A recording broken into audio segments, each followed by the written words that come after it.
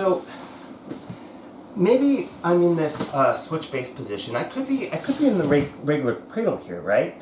But a lot of times, you know, if I'm in the switch base position, they're going to be maintaining this, and I might be in this situation where maybe I can actually come into the scarf and I'm starting to ride up relatively high here, and my body starts to leverage his elbow up, right? So he's starting to get up to here. So it's just a little bit away from his body. I don't need his arm extended out to be able to attack it.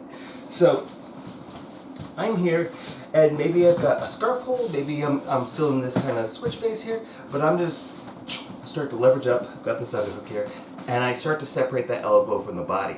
So from here, I'm going to push on that elbow, and I'm going to underhook the head, and then I just sit back and fall into that same position on the same side. So again, this is going to be one of the more common ways that I'm going to get into it, is by leveraging that out. Sometimes the way that this will happen might also be from this knee ride position. So I'm here, and maybe he's smart enough, he's not going to try to push on my knee here, right? But I need to start to separate this out from to the ground or whatever. So I'm going to bring two knees onto his belly, and I'm going to start to try to slide that down to the ground. Now, he knows that he doesn't want that, so maybe he starts to bring that up. Trap, block, and down, right? So that's just kind of an example of another way that you can get it from this other side. So there's your head and arm choke from this side. Since this is a little bit short, I'm going to go ahead and move on here. Go ahead and practice both of those entries into it. And I think one of the more important things I want you to get out of this video is not necessarily even the head and arm choke. Especially right now, since you're in quarantine, it's going to be really hard to actually practice that and get good at it. So for right now, you know, this is enough, right? It's just getting that hop over. Now, because I've got this lovely friend here, he's a little decapitated at the moment, I want to go ahead and start another attack from here that I really, really like. So I usually will be here in this scarf hold position, right? He's got his arms separated out here. Now, again, kind of the problem with scarf hold is that he can start to post up on my shoulder and turn away from me really hard and extend his arm, and I don't really have a post behind me, so he can start to sit up and escape here. So that might be one of the ways that this is going to come out. So I might be here, my hand is in here close, and if he starts to turn away and plop that into me to do that turn up, maybe I use that as an opportunity to wipe his arm back. I might be able to just sneak in and wipe that arm back. So with that arm wiped back, you know, if it comes up here, there's a step over choke here that I'll show you at another time, maybe in the next video, I don't know. But if I can just get it here, what I'm going to do is I'm going to step over, I'm going to bring my foot onto my knee here. And so what's going to happen here is he doesn't really, because everything that's locking him in is on this portion of the arm. So he's not going to be able to pull that arm back. Now I still have that underhook on this side, right? I don't like, you know, a lot of times when I'm rolling, I'll end up in this position where I'm underhooking the head and grabbing onto my thigh. The problem with this is that I can't really move, and he can't move. It's a stalemate. So I've got this underhook here because I want to have a little bit better control of him if I can help it.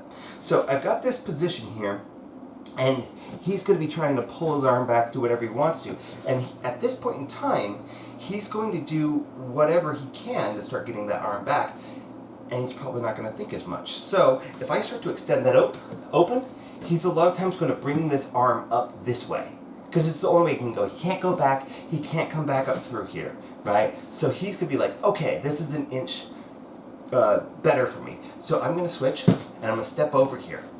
So from here, in order to get this tighter and to start getting this shoulder block to work, I'm going to go heel toe, heel toe, heel toe, until I get as close in as I possibly can, and then I can start to rise and roll my shin in. Now, generally speaking, with this particular shoulder lock, I usually get here with most people, and they just tap.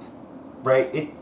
You're sitting there, and because my thigh is under that shoulder, it's lifted up. He's already in this kind of hyperextended position, and when you're walking in, when you're walking closer, it just keeps making it tighter and tighter. So, you know, you probably, like, if I was in a self-defense situation and I got to this position, I would just and fuck the guy.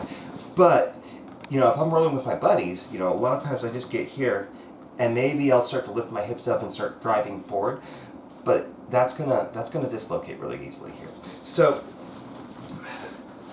again, kind of going through the steps of this one, I'm gonna take my hand, so I'm in the scarf hold, so my thigh is under his shoulder, my toes are pointed up.